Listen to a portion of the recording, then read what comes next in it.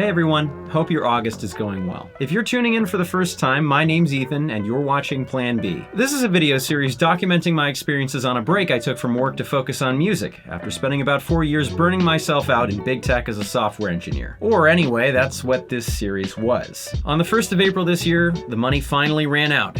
And my year off, really more like 20 months, came to an end as I took a new software engineering job. Bittersweet maybe, but I knew this would never last forever. I've known I needed to make this video for a while, especially as it became clear after January that this chapter in my life would soon be ending. But for months, I didn't even know how to start summing up everything that had happened. I needed more distance from the recent soaring highs and crushing lows. From the worst health scare of my life to spending part of last summer on an unexpected singing tour around the world to feel comfortable drawing any conclusion about them. It felt as though I'd crammed a lifetime into 20 months. There were periods where I was a social butterfly and long stretches where I didn't see a single friend. Times when I felt unconditionally loved and appreciated, and times when it seemed like there wasn't anyone in the world I could trust. Days where I'd leap out of bed excited to jump back into my life's work, and days when I'd wonder what the point of getting out of bed was at all. I mean, I called my last video 2024 What Was That? Truly, how do you make sense of all this? Recently, mid-August has been a tough time of year. Strange, but true. 2 years ago this week, I hit a point I referred to in my very first video of this series and still regard as rock bottom, after a very close friend who had privately taken advantage of my generosity for months decided to publicly humiliate me in order to feel better about themselves. And 1 year ago, at time of filming, the fragile piece I'd tried to build since then was shattered anew for another unrelated, petty, pointless, and stupid reason. For months afterward, I was in no fit state to talk about how things were going for me. I was seized by this immature impulse to bite all the hands that had fed me, lash out at my critics, and expose the very few people who had abused my goodwill and screwed up my life. More than anything else, I wanted to get even. But then one day in the middle of all this, I woke up and thought to myself, wait, wasn't I supposed to be focused on making music again?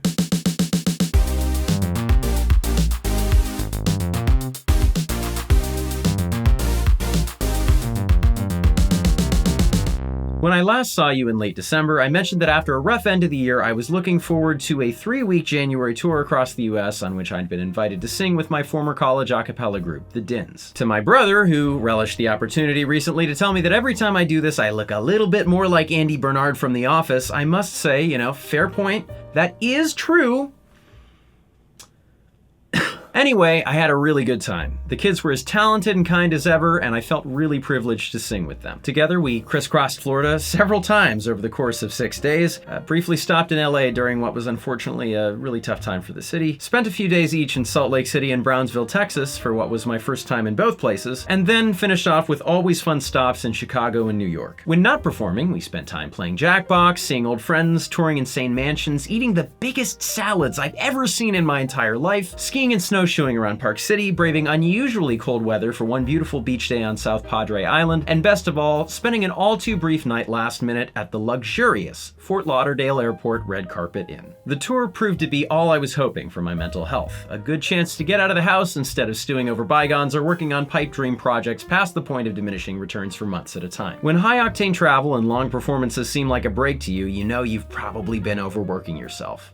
Then again, I rarely feel more alive than when I'm touring. I can't lie though. Half the time I was away, I was dreading the thought of returning back home. You see, after about August of 2022, that's 3 years ago, there I go again with August, I fell into this predictable pattern of taking trips out of state, having a great time, feeling on top of the world, and then falling into depressive spirals right after I got back. For a while, I thought it was this apartment. Certainly there's no shortage of bad memories surrounding me here. But even before those bad memories were made, there was just something not quite right here, and I think it had more to do with how I felt about my life as usual rather than any specific place. Something in the back of my mind had always nagged at me whenever I was home.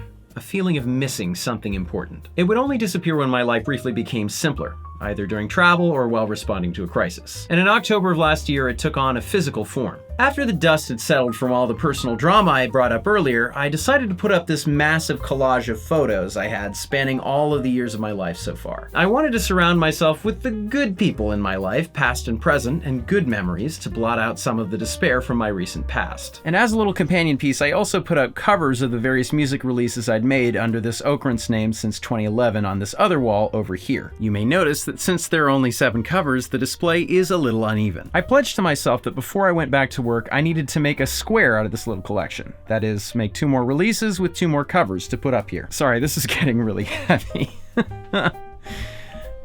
Yeah, I'm not winning any powerlifting competitions anytime soon. But anyway, by the time I departed my house for my winter tour with my savings dwindling, not only were there no new songs, I hadn't even started on anything new. Hardly knew where to start in the first place. How could it possibly be that after a year and a half of freedom from gainful employment, I only had one 4-minute song to show for myself? These two blank spots on the wall were exactly what had been missing, staring me in the face day after day. My failure to build a regular creative and artistic outlet into my daily or weekly routine, which I now understood that I needed to be happy. It was a source of shame that followed me all the way through my tour and came down hard on me when I returned to my place at the end of January. It was important to recognize what was causing me all this stress, but entirely another thing to do something about it. After posting countless videos and waxing philosophical about the ups and downs of my work break and how I was doing today, I was sick of feeling like a poser, and I assumed others were getting sick of it too. I resolved not to post any new essays in this series, no more pointless yapping, until I had some new completed project to show for myself. And I stuck to that pledge. I went dark for months after over a year of pretty regular social media posts and stories. During that time, I took a job, and this video series was left completely in limbo. At points, I worried that might be how it all ended. But now, since I'm talking to you today, something must have changed, right? I must have something to show you. Well, yes. To not keep anyone in suspense, over the last half year, I have actually turned my act around, and I have filled out that square, albeit after I started my new job. In fact, not only do I have 2 new singles coming out soon, one of which will be out by the time you watch this, I've also been working on 9 other songs this summer, most of which didn't even exist as ideas until this year. I feel more productive now with music than at any time since 2012, learning along the way how to play and record electric guitar and bass, how to throw together a decent vocal effects chain, how to reliably come up with new song ideas in a pinch, and how to save my ears from burnout during long mixing sessions. All this and more at the low cost of 1, never leaving my apartment, and 2, not sleeping. Oof, yeah. Speaking of sleep, really needed some of that.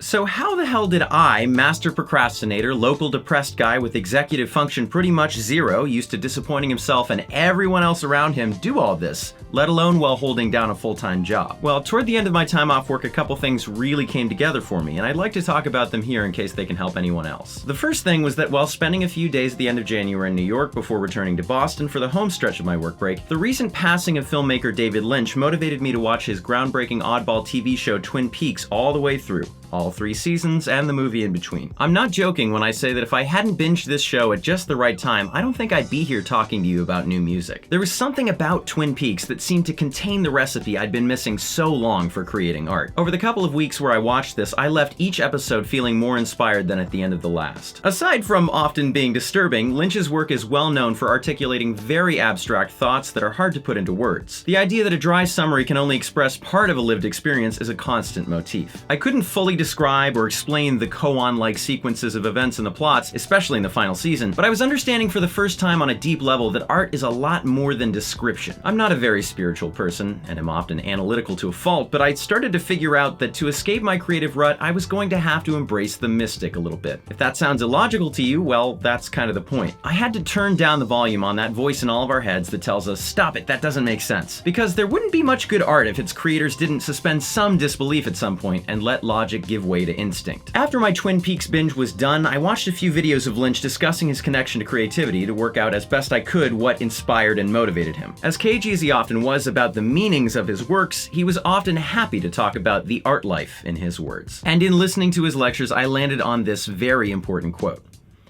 Intuition is the #1 tool. No, I can't do the voice. Intuition is the #1 tool, really, of the human being. The way I think about it is mind and emotion, intellect and emotion together. It's like consciousness. Every human being has consciousness, but not every human being has the same amount.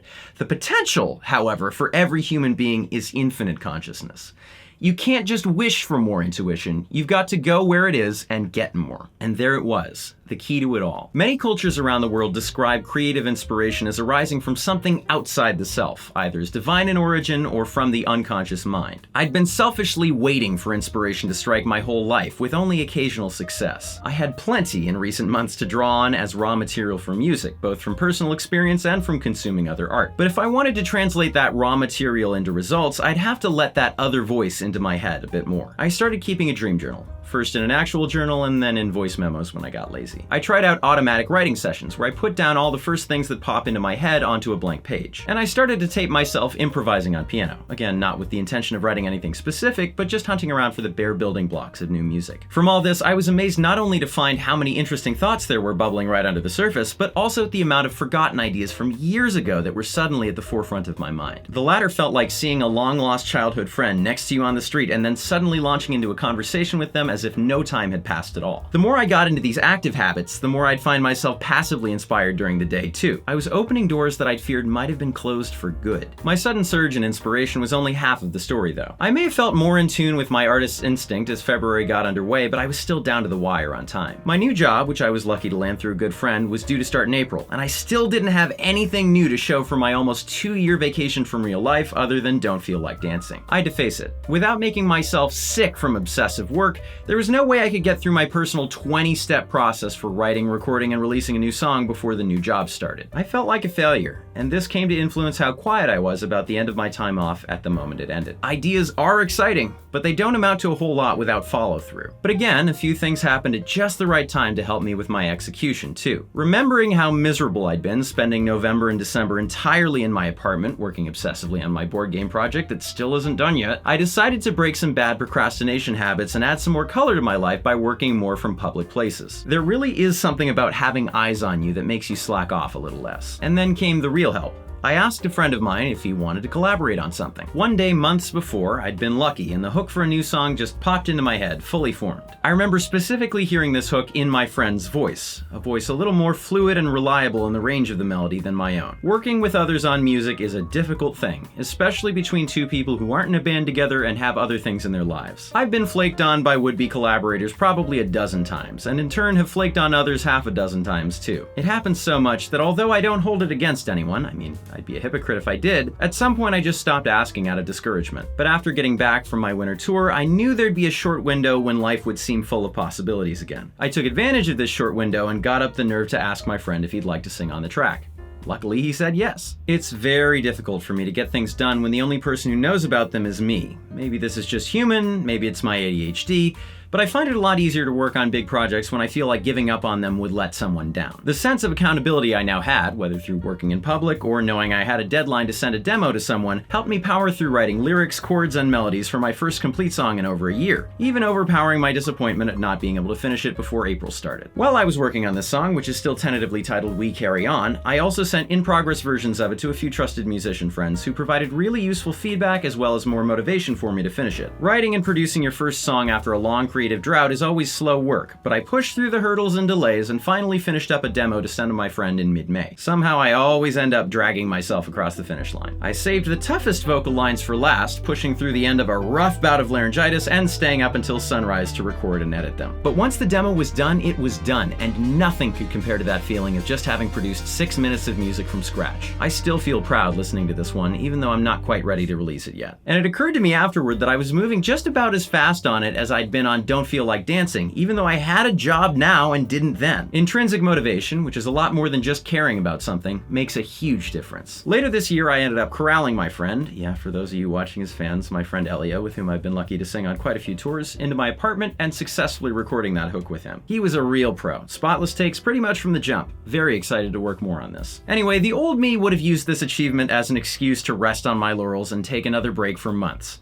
Not this time, though. I was just getting started. I was briefly in danger of immersing myself forever in the minutiae of this one song, just like I've been stuck for months on this huge retrospective video about summer 2024 I started writing ages ago. But at the end of May, in my last big stroke of luck this year, I was invited to take part in a new Song of the Week group over the summer, along with friends stemming from my old Maine high school's music scene. Now, this isn't the first time I've been in one of these songwriting clubs. In fact, my piano ballad Faces came out of an earlier group that started in the beginning days of the COVID pandemic. Essentially, Essentially, the point of Song of the Week is that every week everyone does their best to write, record, and produce an entirely new song as time permits. And at the end of the week, you start a new thread on the group's email list to share your new recordings with others. Now, if you've ever written a song before and aren't just naturally great at it, you know from experience that this is an incredibly punishing schedule. Everyone falls short, whether it's missing one or more weeks, only having 30 seconds of an intro to share, or posting something unreleased from the vault, so to speak. But at the end of the day, it's not about not falling down, it's about how you pick yourself up. Everybody works at their own pace, and that's okay. Anything is better than nothing, and even nothing isn't the end of the world if you're too busy. But if just one person posts something to talk about each week, it feels like a success. In the past, and I think I'd been in 4 of these before, there'd been a pattern of people excitedly posting stuff for the first week or 2, because musicians are often sitting on 1 or 2 really good ideas that are just ready to record. Then, inevitably, it would get a little too hard to keep generating completed works, and around week 3 or 4, if you were lucky, everyone would just stop contributing around the same time, and the club would just kind of end without any fanfare or announcement. Whether through discouragement or people being busy, it was impossible to come back from a week where no one had anything new to share. In retrospect, this might be because there'd been no firm time frame for some of these previous groups, and to start on something new every week and immediately abandon it after just 7 days of work isn't sustainable long term.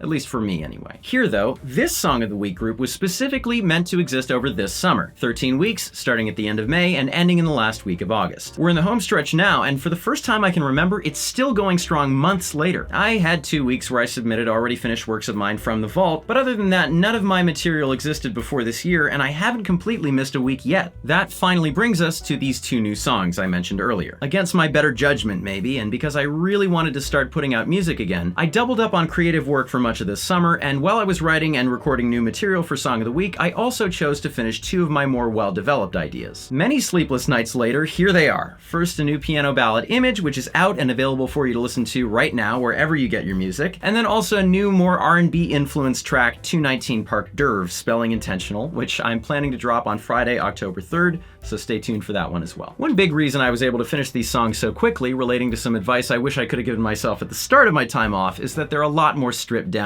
than something like Don't Feel Like Dancing. There weren't dozens of tracks and instrumental lines to deal with in either of these songs. Instead, there are a few parts that I worked hard to make sound good. I wanted the real focus in both cases to be squarely on the songwriting. The song Image, the inspiration for which it would be a really bad idea for me to talk about here, is just voice and piano, like my song Faces before it. And 219 Park Derv, inspired by a real typo in a building address I noticed while running in Boston one day, is just Rhodes, vocals, the occasional bass line, a drum machine, and a synth lead at the end with some samples and effects on top for good measure. While producing each song, I tried to focus on these words. Not everything has to be your magnum opus. I learned very late that if each release has to be a huge event, they may end up so infrequent that you don't get into good work habits or accumulate much experience at all. Simplicity and some empty space can be enjoyable in music. Mark Hollis of Talk Talk fame, a personal songwriting idol, once said, "The silence is above everything, and I would rather hear one note than I would 2, and I would rather hear silence than I would one note." That position might seem a little extreme, but it's an important one to think about. I took it to heart as I toiled over these tunes, adding new parts and ideas only if I felt they really contributed to a song, and removing ones which I felt didn't. In the end, as I pivoted to August, for the first time since 2018, which in other news is somehow 7 years ago now, I was left sitting on not 1 but 2 finished songs I'm still proud of making. Now, of course, I hope someone else also hears and likes them, but even if that doesn't happen, this still feels like a big accomplishment no one can take away from me. This all may have only come to fruition months after my break from work ended, but it feels like a perfect capstone in some ways on this at times wonderful, horrible, crazy, and transformative period in my life. And that all brings me to now.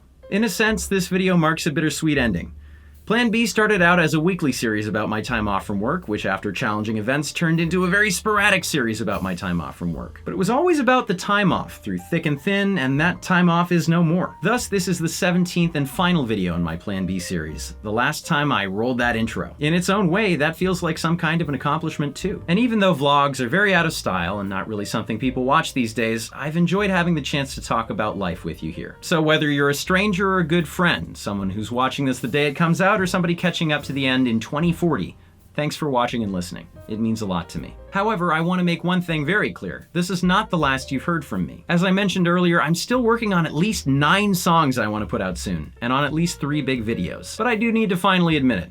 I have a real job again now. YouTube and these digital memoirs are gonna have to remain in the same backseat they're in now for the time being. I tried out full-time weekly video creation for a while in late 2023, and I've gotta say, while I'm grateful to now have 2 more hours of content on this channel, It was exhausting and punishing work in the moment. I learned a ton, and I'm glad I did it, but even if I were lucky enough to get the audience, I'm not sure I'm cut out for the stress and insecurity of having professional YouTuber be my career. Right now, I'm a musician and coder who makes occasional YouTube videos, and I'm okay with that. Whenever I get in front of this camera for you moving forward, I want to make sure I actually have something to say, just like I felt I did today. I do hope you'll stick around for those uploads in the future because, again, even with what I've said, I do have big plans for this channel moving forward. It's just going to be slow work. I don't have a Patreon, I don't take sponsorships, and I do all of this by myself. Much like writing songs, there's a lot more work than meets the eye to putting out scripted videos like these, and that work takes time. But if you have the patience, I hope I won't disappoint you in the future. I wanted to close with some final reflections on my time off work.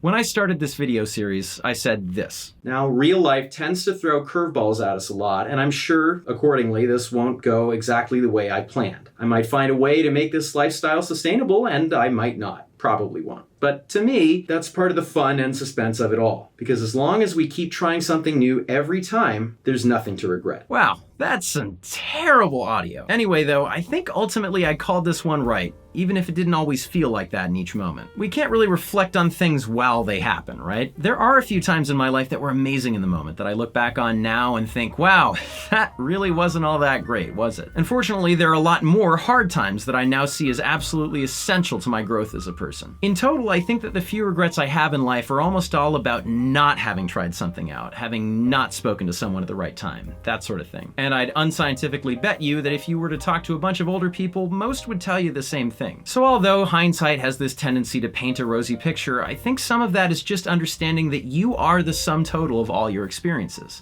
Everything in your life has led you to this moment. Hindsight bias all aside though, let's just look at the fundamentals. Cons first, I guess, because I'm building to something here. Did these 20 months outside adult life lose me a lot of money, more money than I ever thought I'd have at once before I got into college? Yep. Oh yeah, you bet. Not much left in the tank right now. But rhetorically, well, what's the point of having money at all if you can't do anything with it, especially if you're still young and living that sink lifestyle? And how many things can you buy that are more valuable than time? Did I wake up happy, raring, ready to go every day? No. I already told you, the self-doubt and misery was often constant.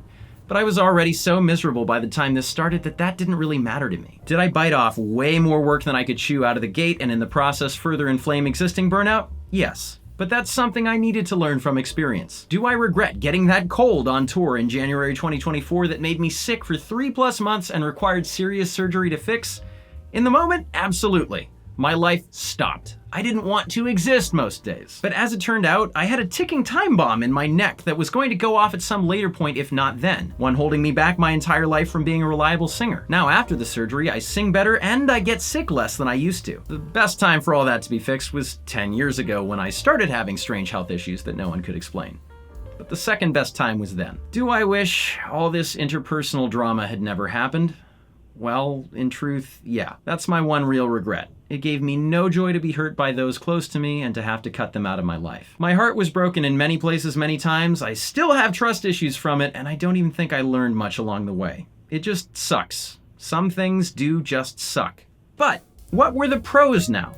Well, for starters, I got over a huge bout of chronic burnout I'd had since high school. As I said before, I released over 2 hours of videos on YouTube, most of which I'm proud of in some way. I got to tour with a singing group across the US twice and around the whole world once, which I'd never expected to be able to do again. I worked really hard to be a better singer, pianist, guitarist, and bassist, and made big strides in all these things. I saw old friends throughout my travels and made new friends out of people I never would have met through a day job. I wrote, produced, and released my first original music single in 4 years, almost entirely by myself, a song that, while imperfect, I'm still very proud of. I developed a new sci-fi themed board game with my friend Ezra and got most of the work done on an enormous project to use reinforcement learning bots to improve the rules of that game, something I'm still excited to finish and make a dedicated video about. And most importantly of all, in the last few months, I finally figured out the essential principles behind consistent inspiration and dedication as an artist. Healthy habits that have, months later, finally worked me back into my first period of real musical productivity in over a decade. Truly, I never thought I'd get here with this. And so, 4 months after it ended, weighing all these things together, it may not have felt like it in the moment, but I now regard my time off as an enormous success. Deep down somewhere, I knew it would never be a failure, even if I did go off the rails at times, but the truth is I had no way of knowing how great it would end up being. And while I still had to take another day job after it ended, in retrospect, that's a very minor and outrageously privileged complaint to have. Most people have day jobs, and as I'm learning, not all day jobs have to take up your entire life. I am actually happy at my current job, and it obviously permits me time to do a lot of side work on music and write overlong video scripts like this one. Hardly the end of the world. Finally, for the first time in years, I'm waking up and not asking myself, what now? But instead, what next? The final takeaway then? If you're still watching this video, though honestly I've got no idea why you would be at this point, and have found yourself in something similar to my situation 2 years ago, feeling like you're at rock bottom or aimless in your life, suffering from burnout, longing for a creative outlet, and facing a decision to either continue with life as usual or take a risk to take some time off, take that time off. I mean, if you're lucky enough to have the means where it's an actual decision, I'm begging you. Take the time off. You'll have no way of knowing where your break will lead you, even if you have the best laid plans imaginable. But as long as you're open to adventure, the journey you go on will very likely heal and break and bend and shape you in various measures into a better artist, a better citizen of the world, and a more capable, experienced, and conscientious person. Looking back now, I wouldn't trade my break for anything. I wish you luck, good health, and boundless love in yours. My name is Ethan, and this has been Plan B. From the bottom of my heart, thank you for watching. If you're interested in hearing more from me and want to lend some support, please feel free to give this video a like, subscribe to this channel, and/or hit the bell icon to get notified anytime I upload something new. And again, I do have new music out now, so if you're curious, go ahead and look up the song Image by Oakrince, that's pronounced Oak Rinse, wherever you get your music. As usual, social media links are down in that description below. Until next time, and there will be a next time, be well, stay safe, and take care of yourselves.